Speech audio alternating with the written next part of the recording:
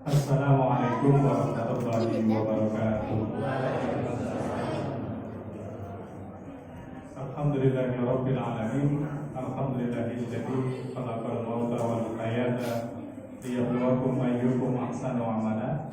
Asyhadu an la ilaha illallah wahdahu la syarika lah wa asyhadu anna Muhammadan abduhu wa rasuluh. Allahumma shalli ala Muhammad wa ala alihi wa ashabihi ajma'in wa man tabi'ahum bi ihsanin ila yaumil.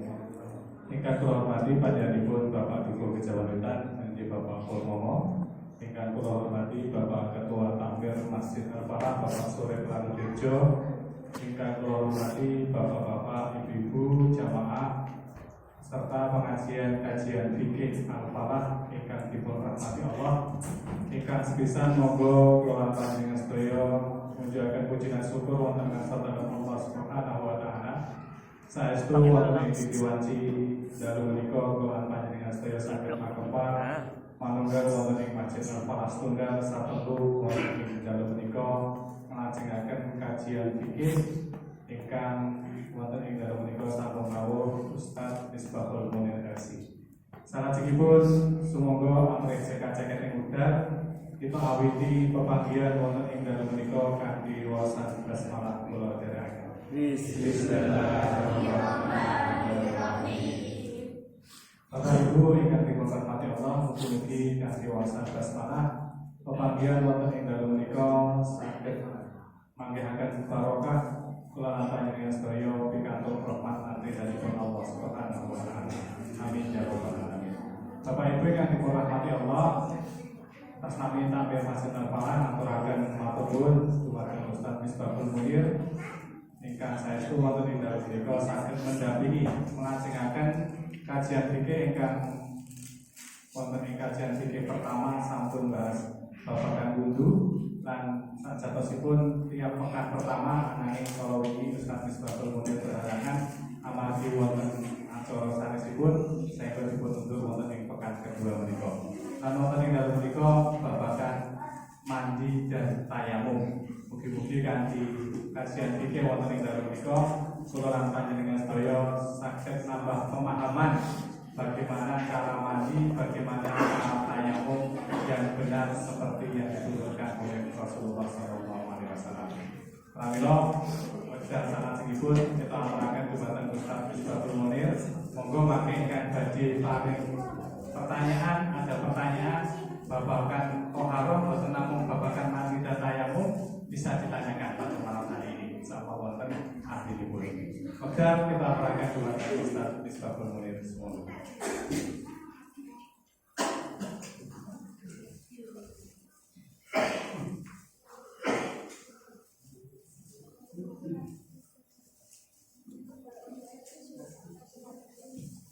Assalamualaikum warahmatullahi wabarakatuh.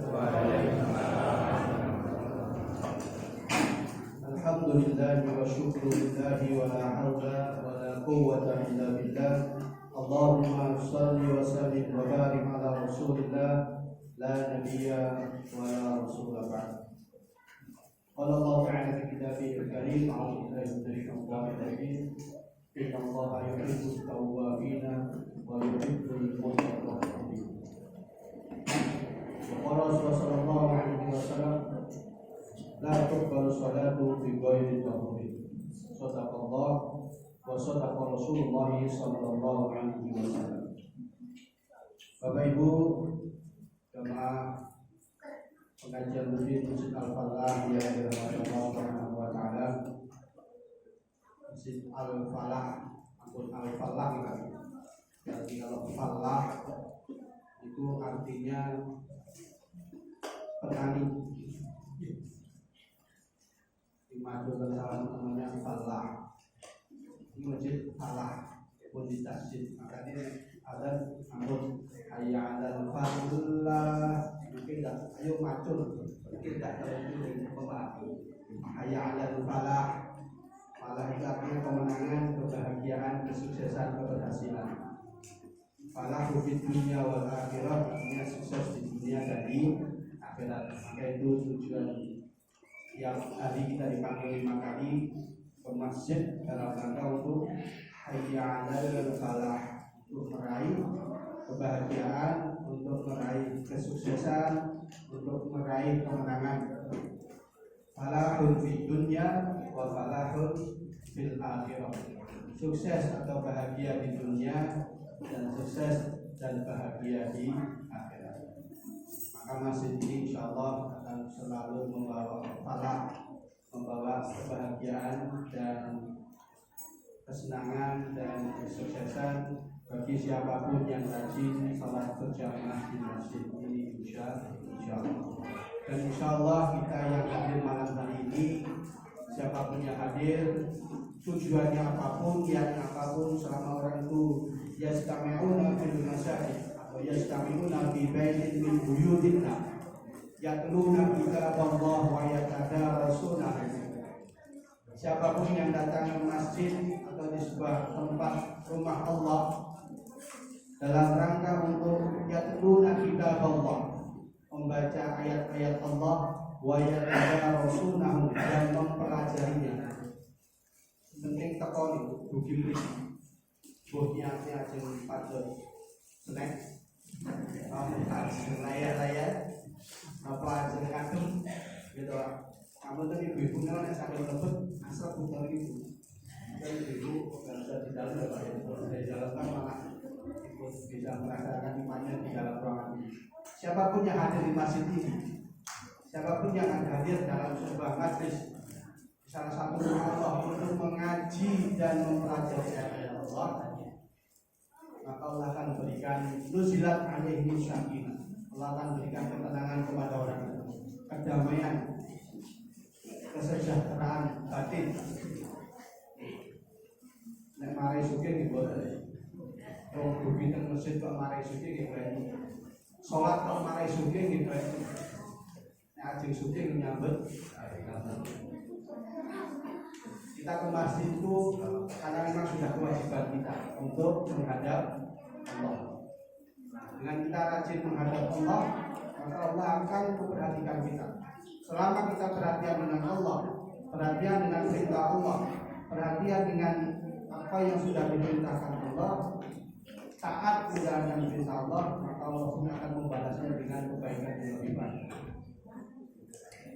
Nuzilat alaihi sakinah wa ghasyiyatuhumur rahmah, dan orang yang hadir di sini itu akan ghasyiyatuhumur rahmah. Allah akan curahkan kepadanya rahmat, kasih sayang dari Allah. Maka sinten mawon ngaji, tumat pengawasan mungkin belum ya ini bagi kaos bukan pengawasan bagi kaos. Kira kampanye belum pengajian. Itu ghasyiyatuhumur rahmah. Allah akan melimpahkan rahmat, kasih sayang. Allah akan menyayangi dan mengasihi orang yang kumpul di sini. Wa hafathumul malaikat, yang ketiga orang itu akan dinaungi malaikat, akan dijaga malaikat. Maka orang yang rajin pengajian itu insyaallah hafathumul malaikat, akan selalu jaga malaikat. Wa dzakarallahu fi man indahu, dan yang keempat, insya Allah akan memuji, memamerkan kepada makhluk atau hamba Allah yang di lauhul mahfuz dan di atas sana. Itulah hamba-hambaku yang sedang duduk mengaji dan mempelajari ayat-ayatnya. Maka kita yang hadir pengajian dimanapun pengajian kita hadir. Sabtu pagi ada di Bodeh, Jumat pagi ada di Suja, Minggu Ahad malam ada pengajian, besok pengajian apa? Selama kita punya waktu dan kesempatan, datanglah. Karena 4 kebahagiaan akan didapat kepada siapapun yang hadir dalam sebuah pengajian.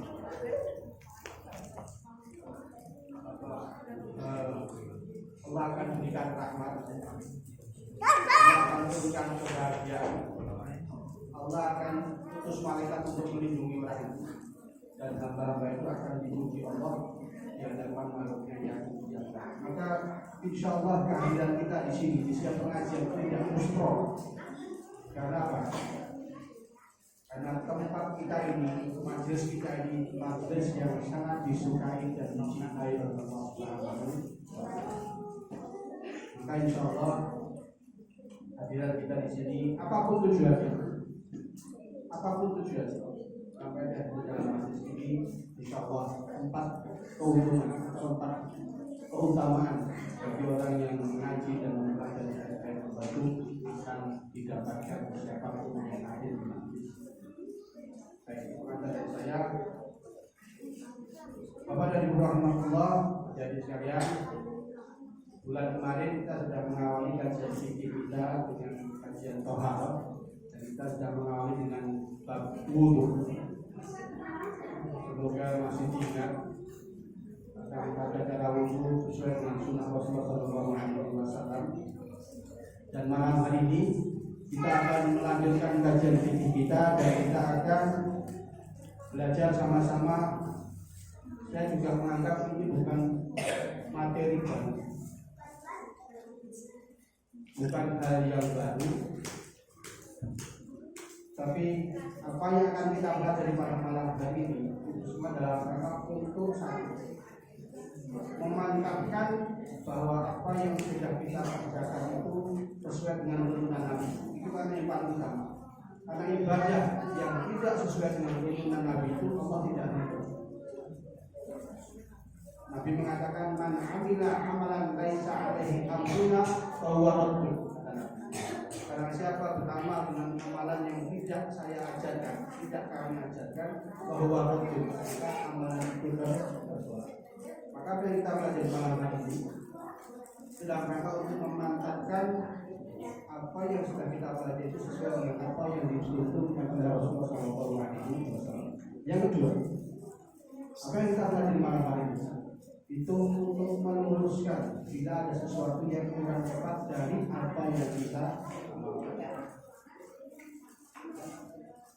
Karena ketika kita sudah belajar, kemudian kita mengetahui yang baru, maka kita membuka hati kita untuk rela membenarkan, meluruskan apa yang belum tepat selama ini.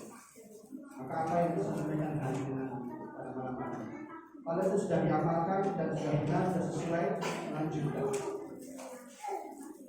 Kalau belum, mari kita berdoa agar apa? Agar ibadah kita itu sesuai dengan apa yang diinginkan Allah Subhanahu wa Ta'ala. Dan keinginan Allah itu sudah Allah berikan urutan waktukan kepada Nabi kita Muhammad SAW. Dan Nabi sudah mengajarkan kepada kita. Dan apa yang sudah Nabi ajarkan itu mari kita ikuti. Karena itu sudah Allah tetapkan dalam Al-Quran. Apa yang Rasul ajarkan ikuti. Apa yang Rasul larang, wa ma nahakum anhu fantahu. Dan apa yang Rasul larang tidak boleh, maka tinggalkan. Maka itu menjadi tugas kita untuk taat ittiba kepada apa yang dituntut oleh Rasulullah SAW. Baik, mari kita mulai kajian kita tentang mandi dan tayamum. Tapi sekilas barangkali saya akan mengawali dulu untuk mengingat bersama terkait dengan apa pengertian dari atau pentingnya kita mempelajari thaharah. Karena thaharah ini kalau kita tidak tahir, tidak suci, ibadah kita tertolak. Maka kita harus perhatian betul, memahami betul dan mengerti betul pentingnya thaharah, bersuci. Ahamiyatut thaharah. Yang pertama dikatakan at-tahuru syatrul iman. Thaharah itu syatrul iman, separuh dari iman. Dan iman yang dimaksud di sini adalah as-shalat, yaitu sholat. Berarti at-thaharah itu syatrul sholat. Thaharah itu separuh dari iman, separuh dari sholat. Kalau kita sudah berwudu, maka separuh sholat itu sudah kita cukupkan. Tinggal separuhnya lagi, yaitu apa? Melaksanakan sholat. Maka sholat tanpa bersuci batal.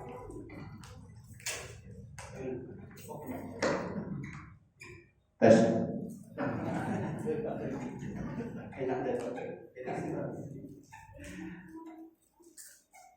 Wudu tidak sholat batal, tidak sempurna. sholat tidak berwudu, batal sholatnya. Maka dua-duanya harus terpenuhi. Kalau ingin sholat harus toharoh.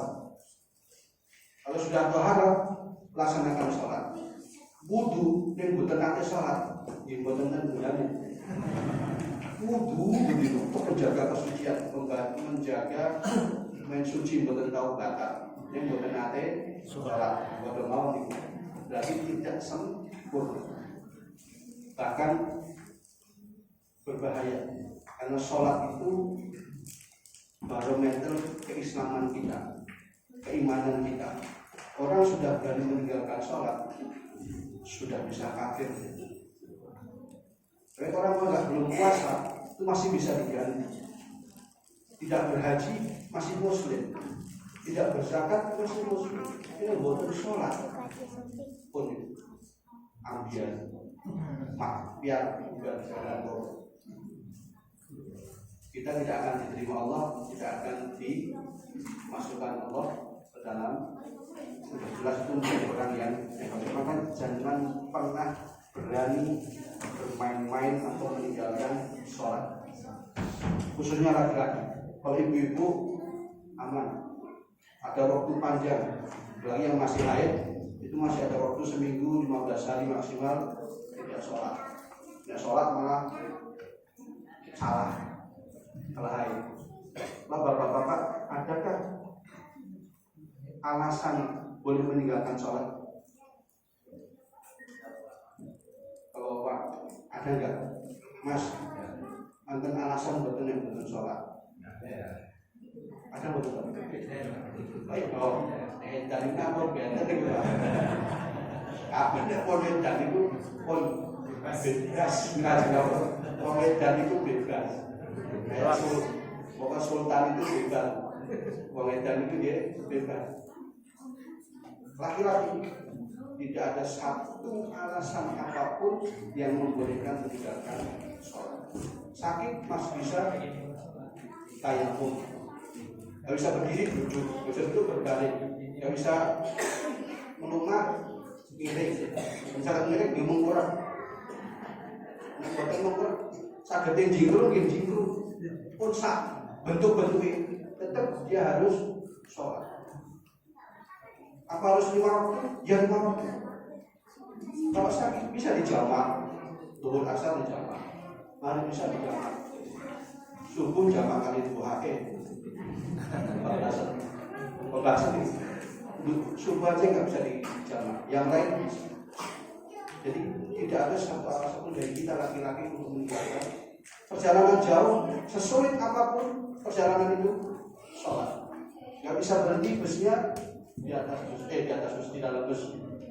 Kalau dua bus mungkin ada kedua sholat dua bus. Maka apapun keadaan kita, bahkan ada tata cara sholat ketika perang, ada caranya, dan itu sudah termaktub dalam Al-Quran. Tapi kita nggak usah belajar melakukan dan perang malah bahaya. Semoga negara kita aman dan kita alhamdulillah negara kita masya Allah sampai detik ini Allah masih cinta dengan kita, tidak ada perang depan kita. Saudara-saudara kita di Palestina hari ini tidak bisa duduk tenang seperti kita.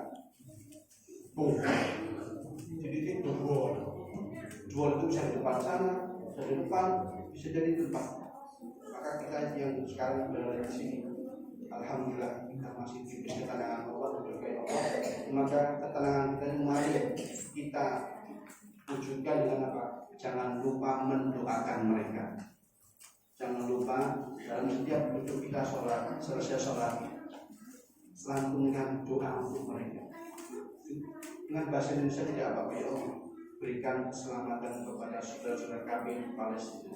Ya Allah berikan keselamatan, kemenangan untuk saudara-saudara kami di Palestina. Ya Allah, dengan doa apapun yang Bapak Ibu bisa sampaikan. Lanjut.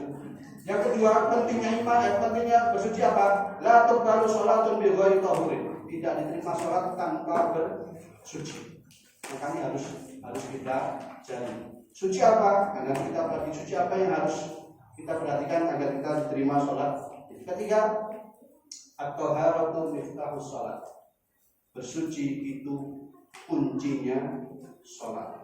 Maka dari itu bersuci menjadi ibadah yang amalan yang harus kita pelajari bersama agar apa? Agar ibadah kita diterima oleh Allah Subhanahu. Apa itu bersuci? Apa itu taharah? Yaitu bersih atau suci dari kotoran. Secara terminologi adalah mensucikan diri dengan cara membersihkan badan, pakaian dan tempat dari najis dan hadas dengan alat bersuci dengan cara tertentu. Jadi ibadah kita diterima itu bila suci, satu suci badan, suci pakaian, dan suci tempat. Dengan dari apa? Dari najis dan hadas. Dengan apa? Dengan alat bersuci dan dengan cara yang sudah ditentukan atau diajarkan oleh Rasulullah SAW. Itu pengertian dari bersuci. Dalilnya apa? Al-Baqarah 222.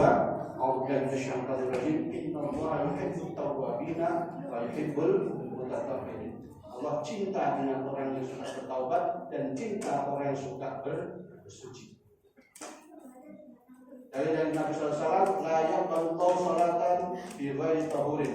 Allah tidak akan menerima sholat seseorang tanpa bersuci atau tanpa keadaan bersuci.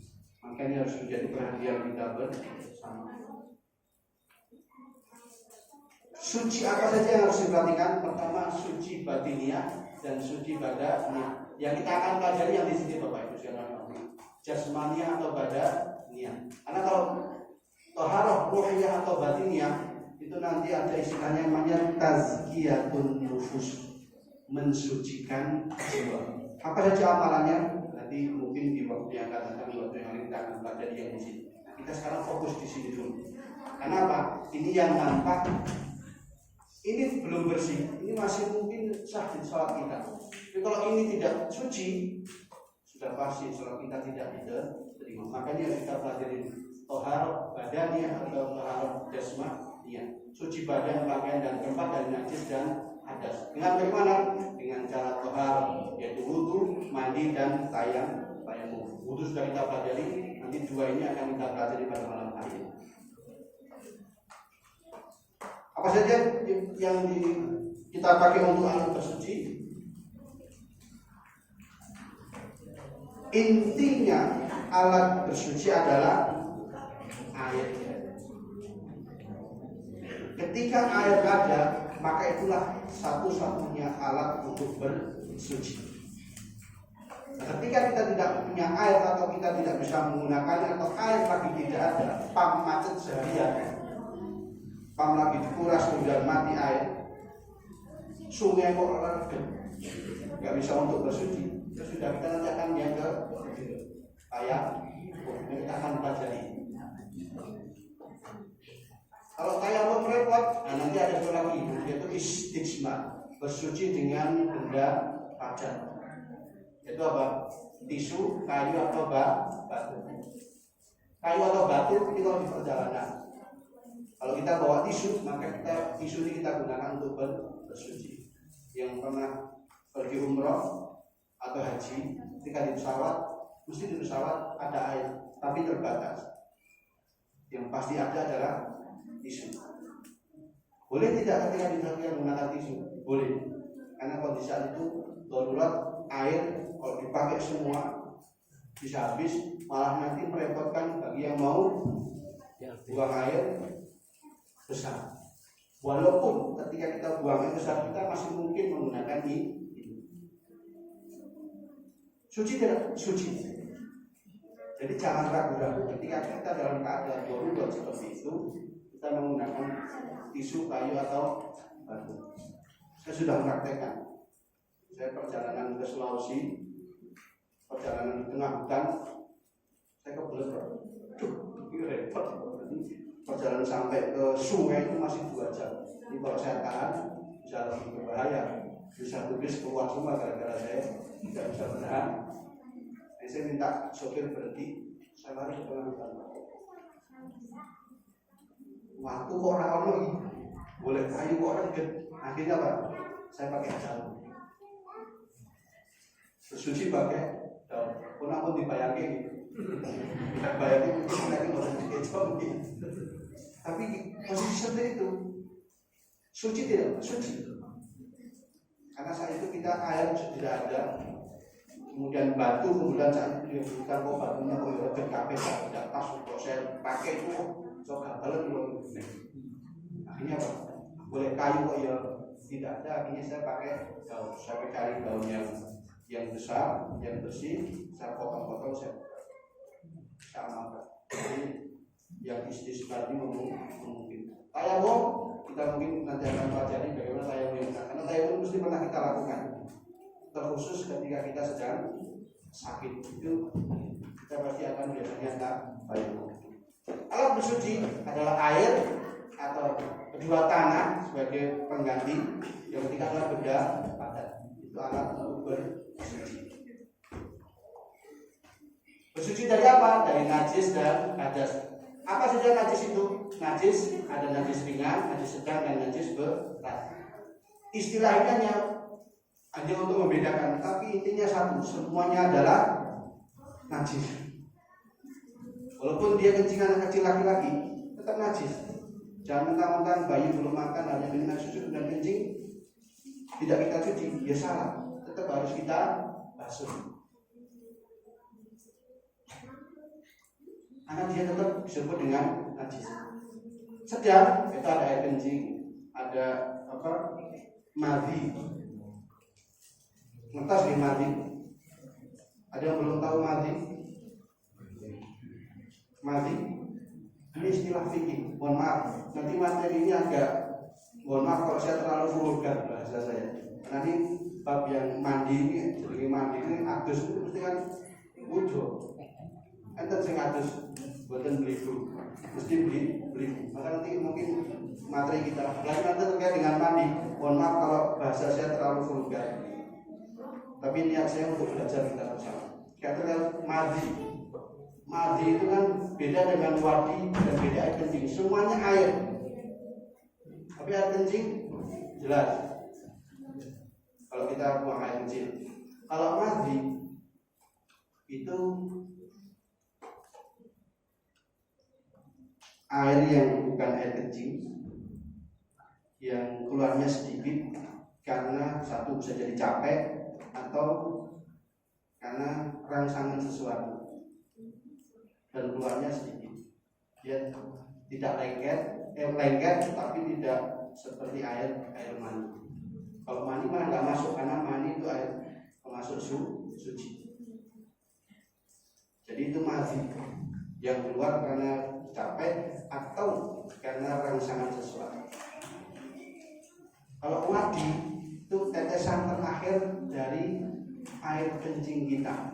Nah, ketika kita buang air kecil, usahakan sampai mentok-tok, tidak keluar lagi. Ketika kita sudah beristirahat adalah keluar lagi, itu namanya hadi.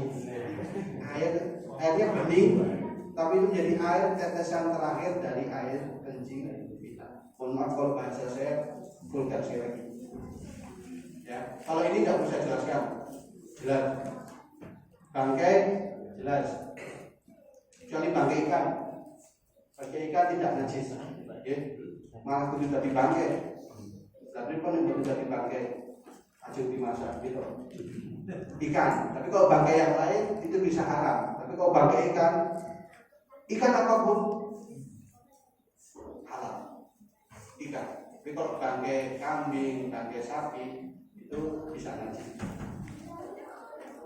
Darah atau nanah. Ini kalau banyak, kalau sedikit kayak kita digigit nyamuk blek, kita pukul darahnya, itu insya Allah tidak najis. Tinggal kita pastikan sudah bisa. Tapi kalau nanah kan biasanya banyak, nah itu bisa menjadi najis. Kalau terkena baju kita bersihkan dengan air, cukup dengan kita bersihkan dengan air. Kalau anjing air liur anjing, nah ini yang berat.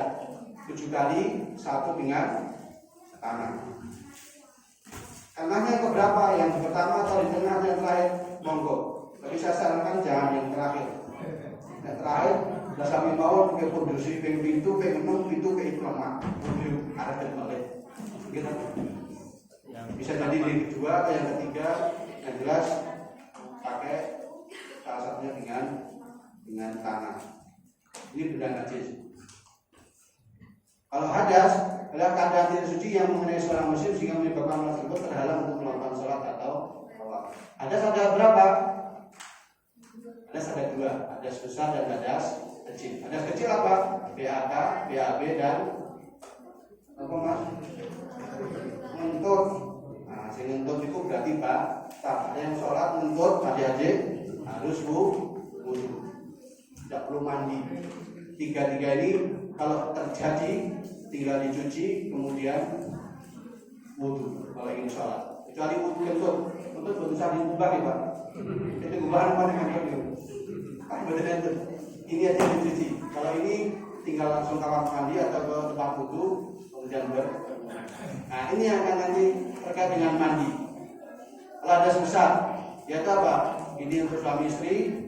Ini karena keluar mani karena mimpi atau lainnya. Yang ketiga adalah untuk perempuan adanya haid dan nifas. Bila ini terjadi, maka disebut dengan hadas besar. Ketika hadas besar, tidak cukup dengan wudu, tapi harus mandi junub atau mandi janabah. Karena di dalam mandi janabah nanti ada wudu. Kalau ini kita hanya berwudu saja, masih belum sah. Kita masih belum suci. Harus mandi besar atau istilah dengan mandi junub. Baik, bila sampai sini berarti kita akan langsung masuk dalam materi mandi. Mandi wajib atau al-ghuslu. Apa itu al-ghuslu? Al-ghuslu adalah mengalirkan air pada sesuatu. Secara bahasa, secara terminologi adalah menuangkan air ke seluruh badan dengan tata cara yang khusus untuk menghilangkan hadas besar. Nah, dari pengertian ini ada ulama yang membuat minimalis cara mandi besar. Tripod. Niat bismillah. Jebur tengkali. Kan intinya menuangkan air seluruh badan. Dan buat tengkali gitu pola renang. Jebur. Itu sudah dianggap dengan definisi dari mandi. Karena nanti yang membedakan mandi besar atau mandi junub dengan mandi biasa apa? Yang membedakan mandi biasa dengan mandi junub atau mandi besar apa? Kan kita habis mandi juga bisa wudu Pak. Gitu. Tanpa wudu pun mandi besar sah. Apa yang membedakan? Tata cara. Kenapa? Tata cara. Sami kok di baju, sabunan, di sambunan, sami tau? Niat. Apa? Niat. Masya Allah. Niat. Yang membedakan mandi besar dengan mandi biasa adalah niat. Karena mandi besar itu tanpa wudu tetap sah. Sempurna dengan wudu. Tapi ketika kita mandi biasa, kemudian kita lihat kalau saya mau lihat mandi besar, dengan kita cara mandi seperti mandi biasa, sah. Tapi Rasulullah SAW ingin membuktikan sedikit perbedaan dengan mandi biasa apa? Dengan tata cara yang sudah dicontohkan oleh Rasulullah SAW yang langsung diceritakan oleh Siti Aisyah istri beliau. Jadi yang membedakan adalah mandi besar dan biasa adalah niat. Maka ketika kita sudah mau mandi niat mandi besar boleh Pak. Karena itu yang membedakan kita mandi biasa dengan mandi besar. Apa dalilnya? Dijelaskan dalam Al-Quran jelas. Ya ayyuhalladzina minasyaitonir rajim. Ya ayyuhalladzina amanu la taqrabus sholata wa antum sukara. Jangan kalian dekati sholat kalau lagi mabuk. Hatta ta'lamu ma taqul, sampai kamu sadar. Kan orang mabuknya biasanya kan baru sadar loh. Ada dulu. Ini ayatnya kemudian dulu sebelum turun ayat ini sahabat-sahabat Nabi itu masih minum. Sholat itu singkat-singkat sholat. Bukan saya mabuk zaman Nabi sebelum turun ayat ini. Karena turunnya ayat itu kan pertama perintah sholat. Kemudian ayat turun ini. Jangan kamu dekati sholat wa antum syukara hatta ta'lamu ma taqulun, sampai kamu tahu apa yang kamu ucapkan. Jadi juga menjadi dasar kita khusyuk dalam sholat. Ketika kita sholat, kalau kita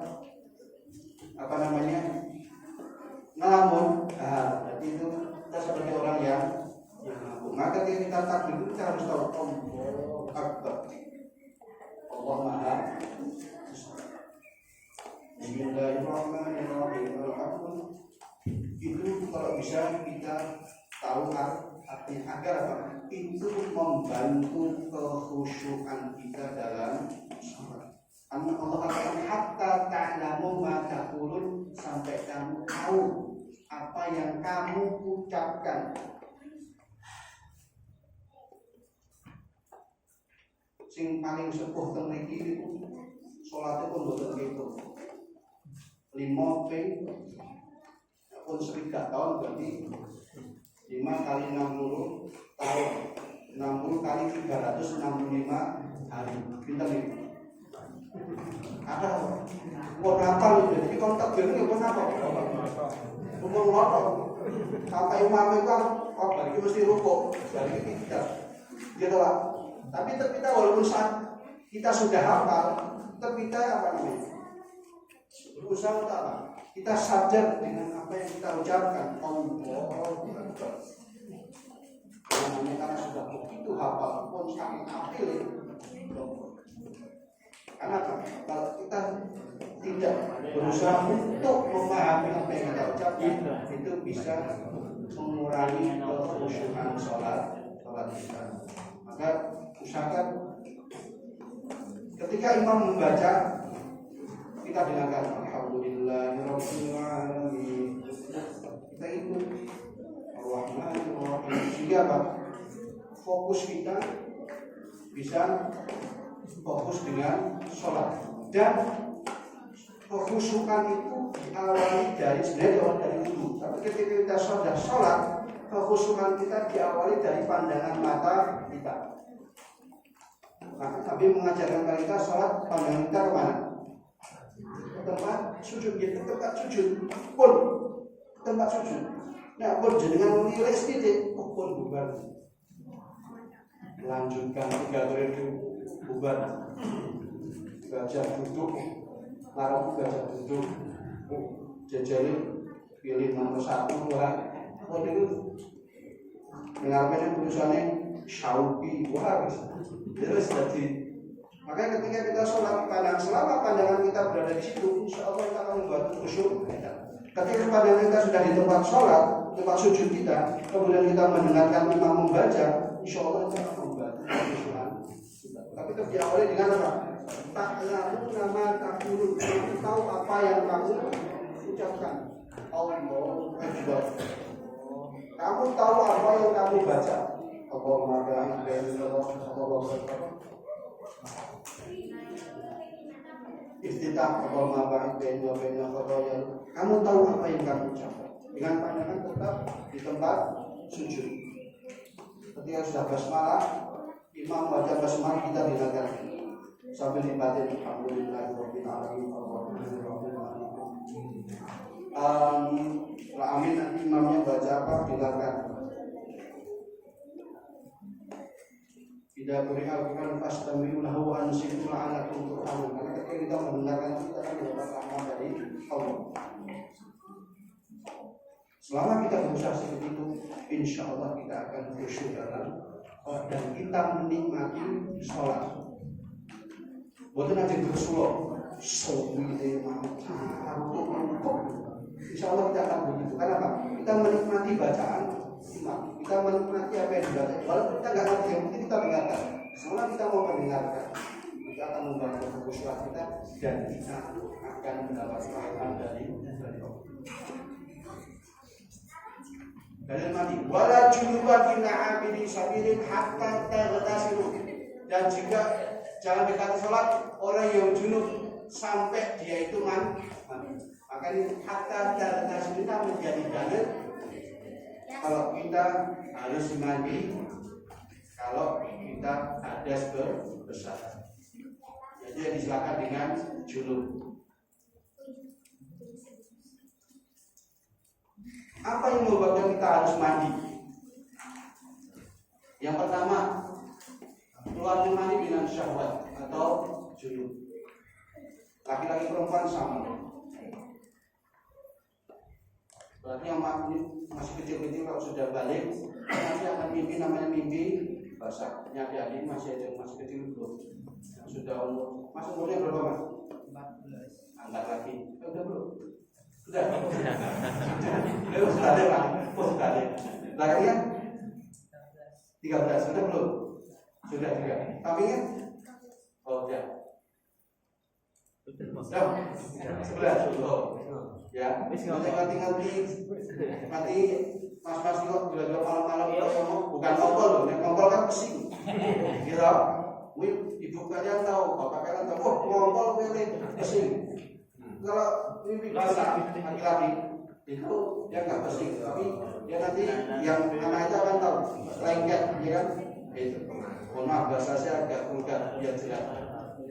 Kalau perempuan ditandai dengan haid atau haid itu umurnya berapa itu tidak ada patokannya, ada yang 10, ada yang 9, tergantung asupan makanan gizinya.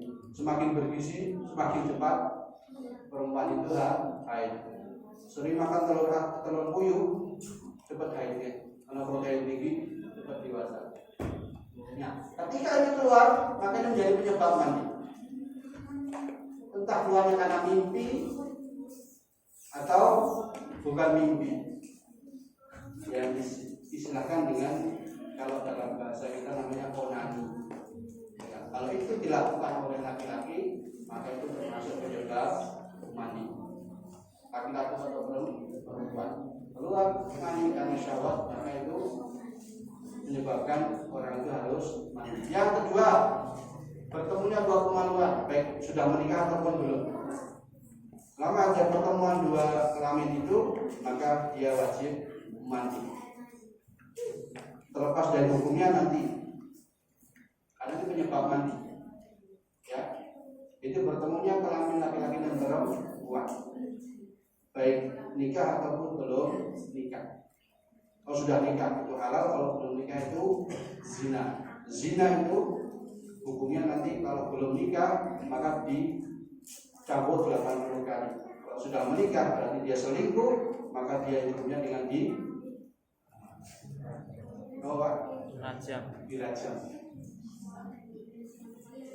Sepertinya satu-satunya orang yang pernah merajam di Indonesia adalah pimpinan jihad di Kalimantan, Ja'far Al-Talib pernah merajam anggotanya yang selingkuh atau berzina. Dan dirajam itu na'udzubillah, ngerinya luar biasa.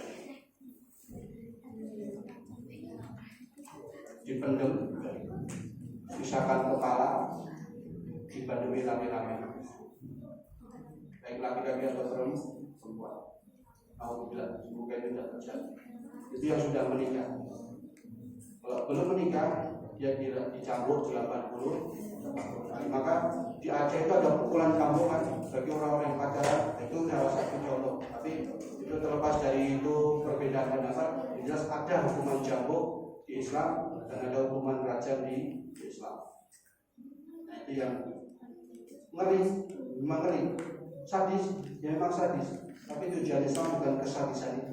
Ketika itu dimunculkan, tidak ada satupun sejak itu yang melakukan perselingkuhan. Dan ketika dirajam pun tidak semata-mata kewenangan, ya, ada saksi, panjang prosesnya.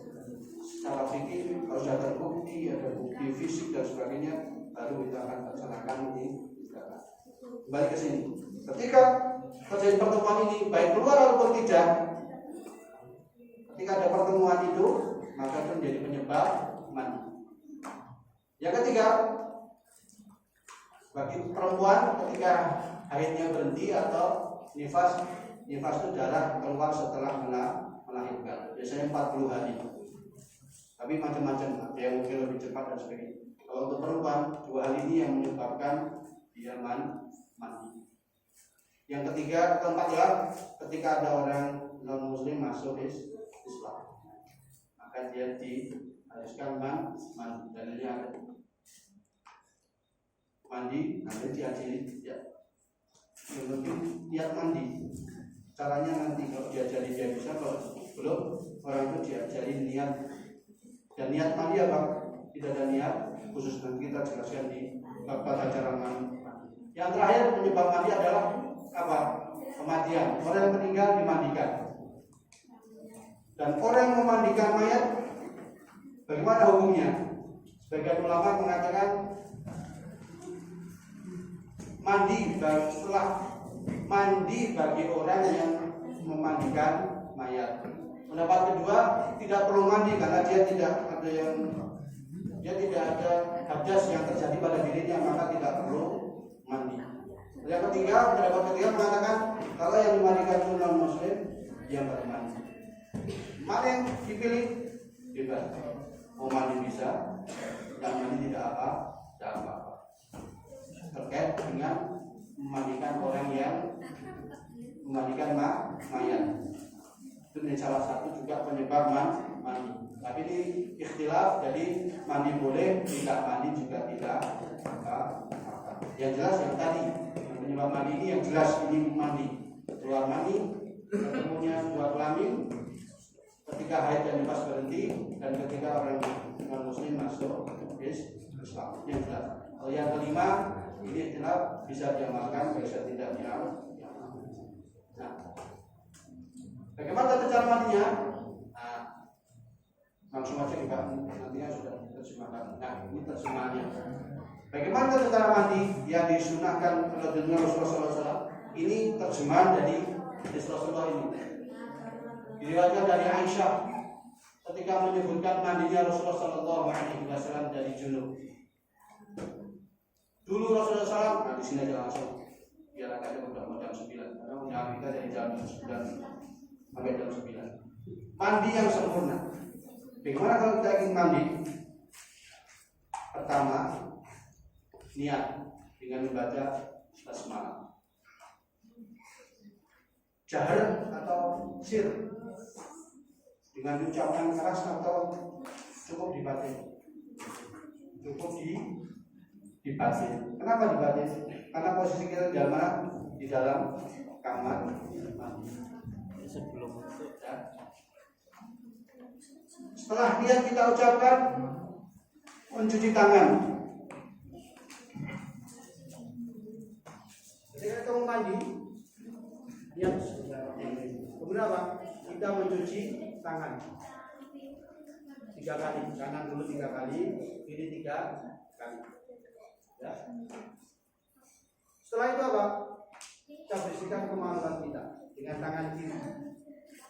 Kita bersihkan, bisa bersihkan dengan langsung atau dengan sabun, boleh bebas. Setelah selesai kita bersihkan, tangan yang kita gunakan untuk bersihkan kemaluan kita cuci dengan sabun. Selesai itu berwudu kita, seperti wudu mau sholat yang sudah kita pelajari kemarin. Selesai berwudu, nah, kita ambil air, kita masukkan tangan kita ke air, kita basahi dengan tangan kita, kayak dipijit tuh, dengan nanti potong rambut yang sudah dipijitin tuh. Nah, ambil air, kita air 3 kali, ya. Setelah itu apa? Boleh kita siram air 3 kali. Terus kita kasih sampo. Kita sampo. Selesai sampoan, kita bilas sampai samponya bersih. Ya, mas-mas yang sudah balik. Selesai itu, kita siram kanan 3 kali. 1, 2, 3. Kalau pakai shower pun gampang mah shower nih. Tangannya siji, mundur mulai. Loro, mundur mulai. Gampang. 3. Terus ganti yang kiri. 1, 2. Kalau pakai kayu, tadi 1, 2, 3. Terus apa? Kita gosok, kita ratakan. Ya. Kalau masih sampai, kalau kita gosok keluar daging, ya nanti kita siram sampai dagingnya bersih. Selesai itu cuci kaki. kanan 3 kali, kiri 3 kali, selesai. Supaya berkembang. Itu sih ganteng betul. Ada yang beda nggak dengan apa yang saya sampaikan?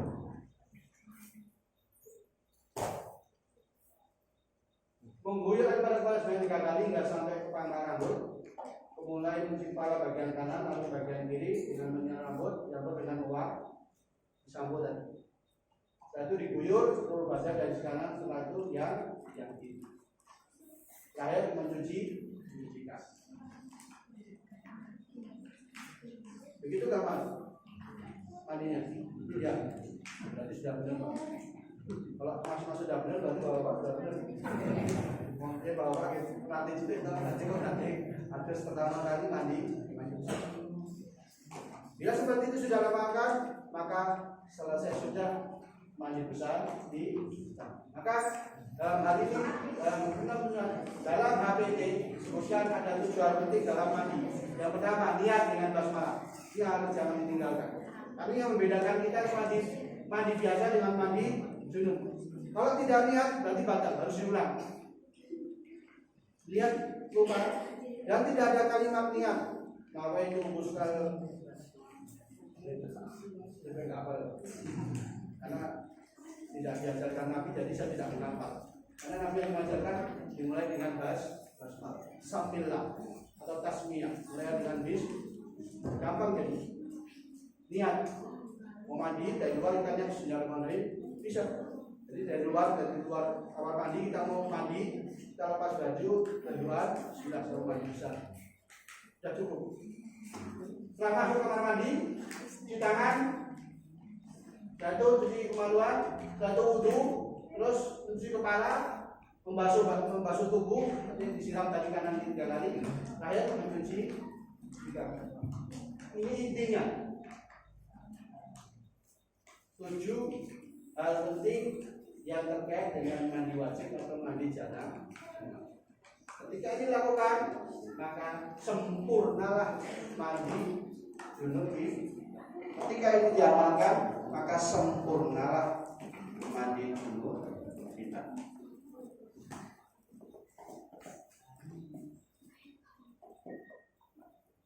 Untuk wanita, nanti terus wanita gitu.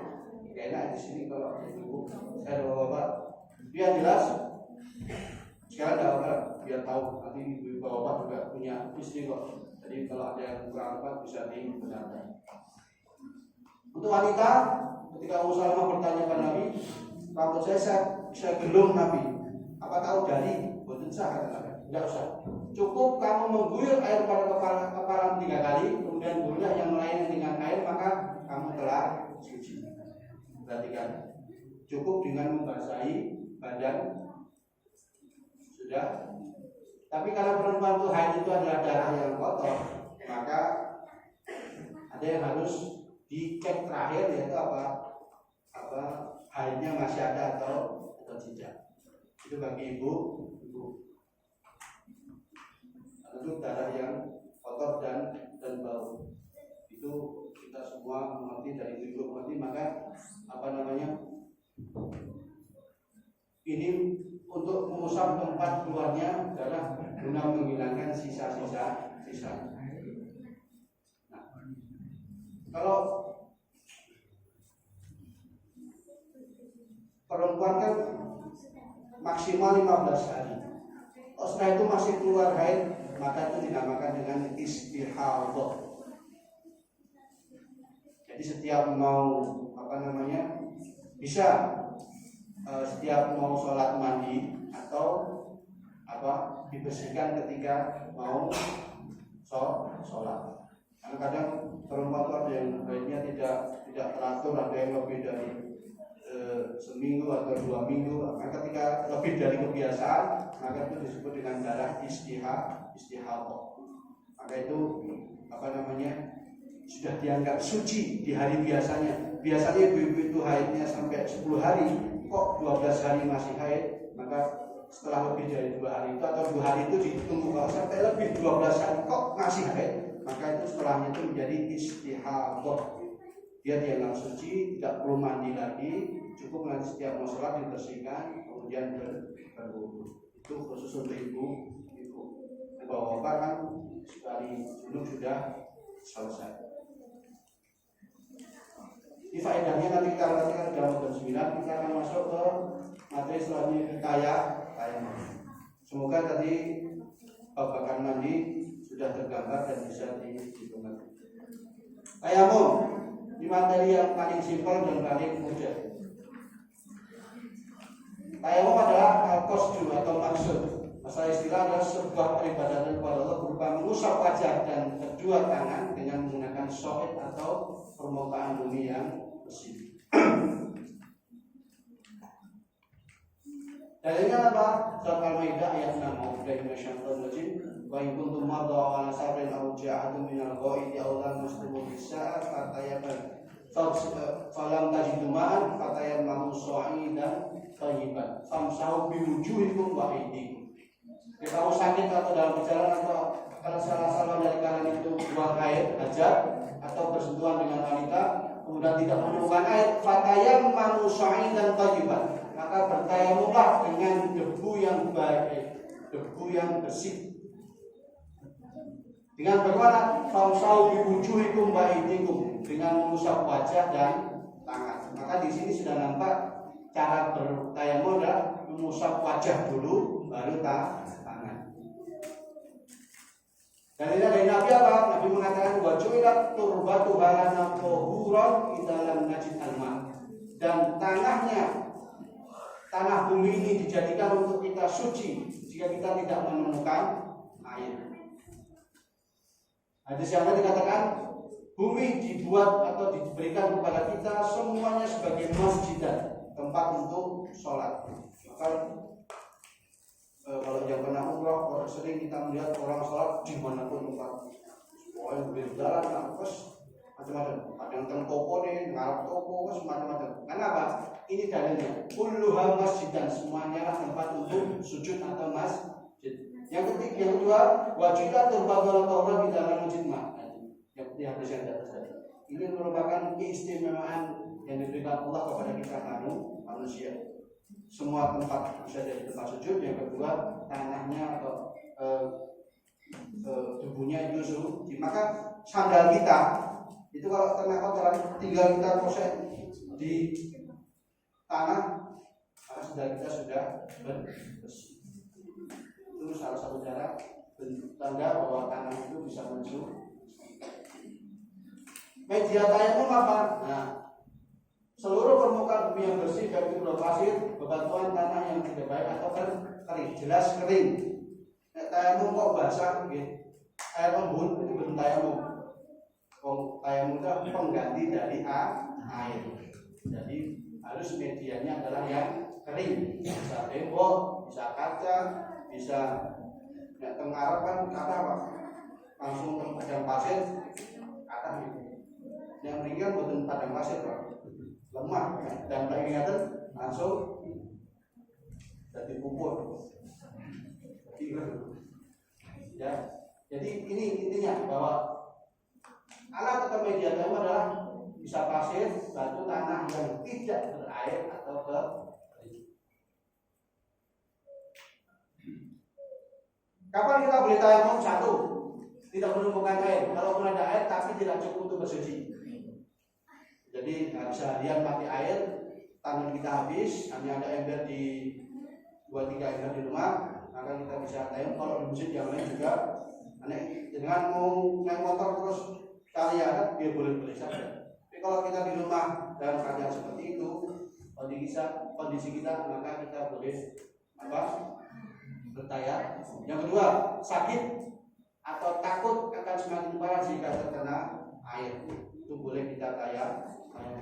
Yang ketiga, jika suhu air sangat dingin, jika menggunakan air tersebut dapat menimbulkan mabarat, maka kita boleh bertayamum.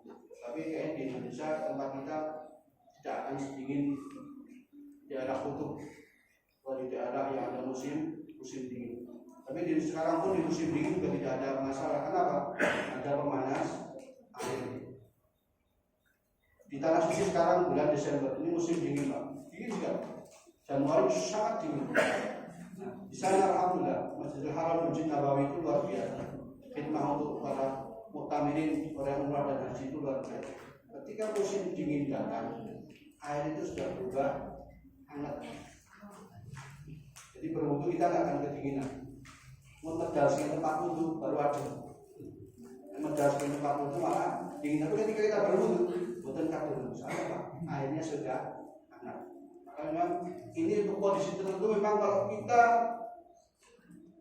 mengalami hal seperti ini, maka kita bisa bertayamum. Yang keempat, jika mengalami takut dengan keselamatan mata bendanya, maka ini boleh.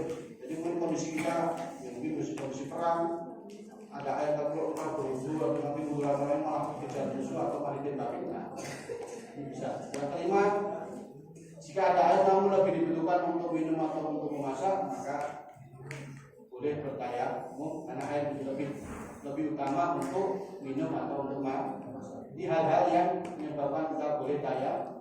Lalu bagaimana kisah tayamum ini muncul? Jadi dulu ada sahabat Nabi junub perjalanan.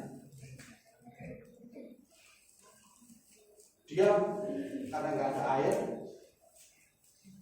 ke padang pasir, dia langsung apa? Gundung lah, gundung. Ya. Tadi itu dapat sholat. Nah, ketika itu selesai, dia langsung ngadep Nabi.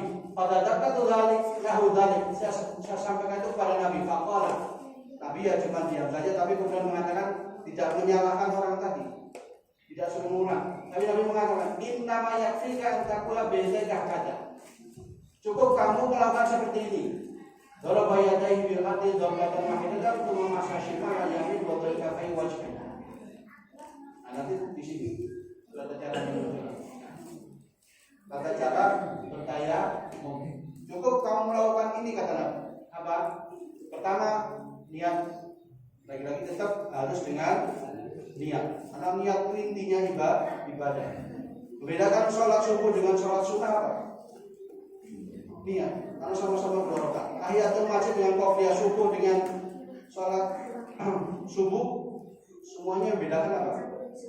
Niat. Tahiyatul masjid niat masjid, qobliyah subuh niat qobliyah subuh. Sholat ba'diyah wudu niat ba'diyah wudu. Subuh niat sholat subuh. Tapi cukup dengan apa?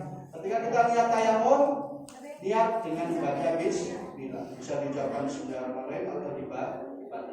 Setelah itu apa? Tepukan, meletakkan 2 telapak tangan ke tanah atau tempat media suci yang berdebu. Ya, insya Allah semua tempat kita ini berdebu. Karena debu tempat kita luar biasa. Jadi semua tempat berdebu. Tapi yang jelas adalah apa? Tempat media yang suci. Walaupun banyak debu tapi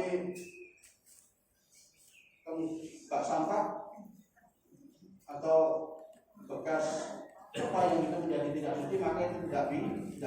Maka harus apa media yang suci. Maka dicontohkan oleh anak ini adalah apa?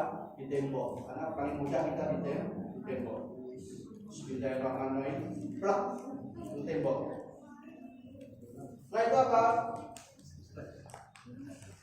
Meniup debu yang menempel di tangan. Kalau zaman Nabi dulu kan langsung dipasir. Pasir kan mungkin di bawah. Ngomong tiup berkali-kali betul. Dulu mereka begini. Biar pasirnya apa? Jatuh. Jek baru ditiup. Kita kan ketika di tembok kan nggak ada pasir Pak. Tembok kan langsung tembok. Bismillahirrahmanirrahim. Itu langsung ditiup. Terus saya ditiup.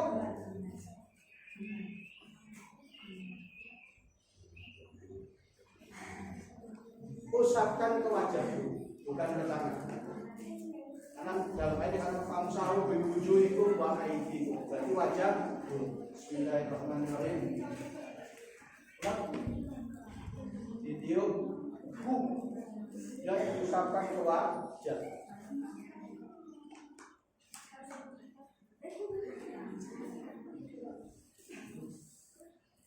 satu kali saja. Terus sambung apa? Langsung disambung ke tangan. Yang kiri harus kanan dulu Pak. Kanan dulu, ya. Kalau mau begini boleh, sini saja juga boleh. Terus yang kanan usap yang kiri. Mau begini boleh, cukup begini juga. Cukup sampai pergelangan, tangan tidak perlu sampai sini. Tidak perlu, cukup sampai pergelangan. Satu sekali, yang kiri sekali. Selesai.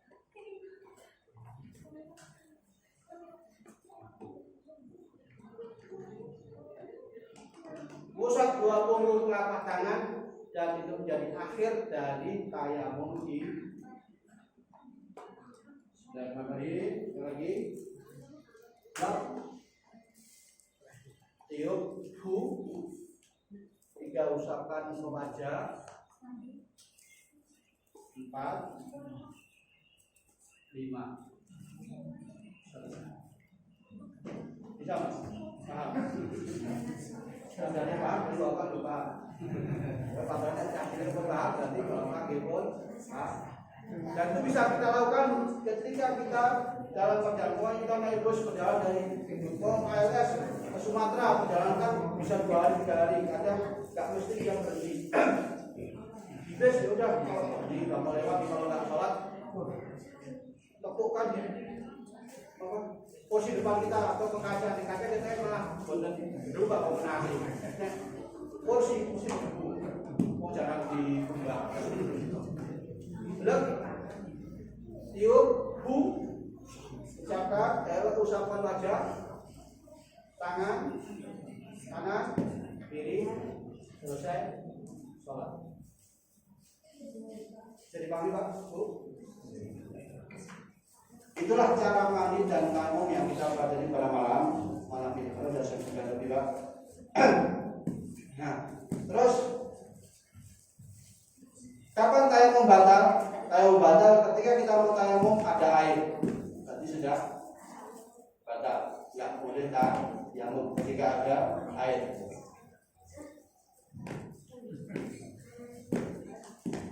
Terus tayamum untuk berapa sholat? Nah, ada ikhtilaf perbedaan ulama. Karena tidak ada hadis Nabi yang menyebutkan tayamum itu hanya untuk sekali sholat, tidak ada dalilnya. Hanya ada dalil yang mauquf yang sampai sahabat yang menjelaskan bahwa ketika waktu datang waktu sholat maka saya bertayamum. Itu pun tidak sampai Nabi, hanya sampai sahabat. Dan oleh jumhur ulama hingga muncul 2 pendapat. Satu, tayamum itu karena pengganti wudhu, maka dia statusnya seperti wudhu. Selama dia belum batal karena kentut atau belum ada air, maka dia tayamumnya masih berlaku. Tapi pendapat yang kedua mengatakan karena tayamum itu temporal, maka dia dilakukan setiap mau mengerjakan sholat. Mana yang dipilih? Monggo kepada Bapak sekalian, mana yang mantap itu silakan yang dipilih terkait dengan tayamum. Yang jelas tayamum adalah rahmat dari Allah, kemudian diberikan Allah kepada kita agar apa? Kita jangan malas untuk beribadah, dan kita dengan kita bertayamum juga itu menjadi ibrah bahwa kita memang berasal dari tanah, maka tanah pun menjadi wasilah untuk bisa mensucikan kita, dan juga tanah itu menjadi wasilah Allah yang berikan kepada kita, karena debu itu lebih banyak dari air yang ada. Kadang air bisa habis tapi debu tidak pernah habis. Yang terakhir adalah tayamum merupakan keutamaan yang diberikan Allah kepada kita sebagai seorang muslim, bagi orang yang tidak mampu berwudu. Demikian Bapak Ibu rahmatullah terkait dengan materi kita mandi dan tayamum untuk malam hari ini. Semoga apa yang kita pelajari bisa menambah keyakinan kita dan pemahaman kita saat menjalankan tauhid mengerjakan Allah kita sebagai yang benar Rasulullah sallallahu alaihi wasallam. Angkatan yang sangat telah kurang saya mohon maaf. Aku lupa lihat. Assalamualaikum warahmatullahi wabarakatuh.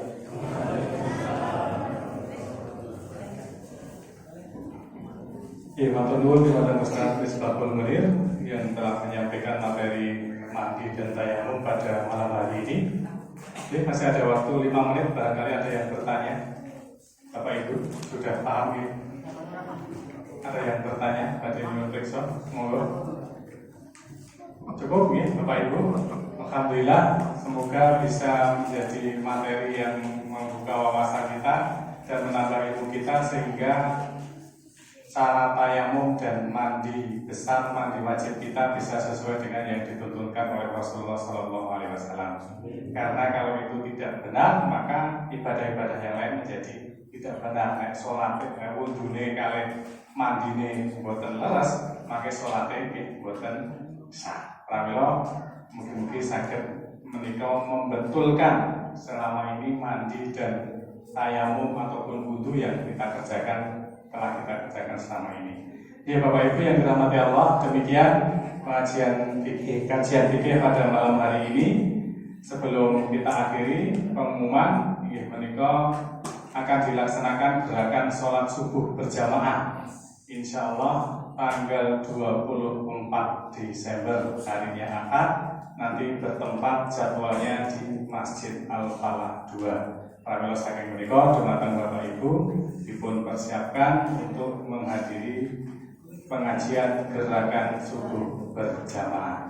Makaten sekali lagi terima kasih.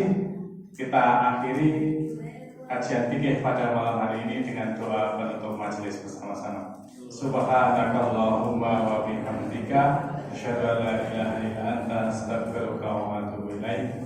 Alhamdulillahirabbil alamin. Assalamualaikum warahmatullahi wabarakatuh.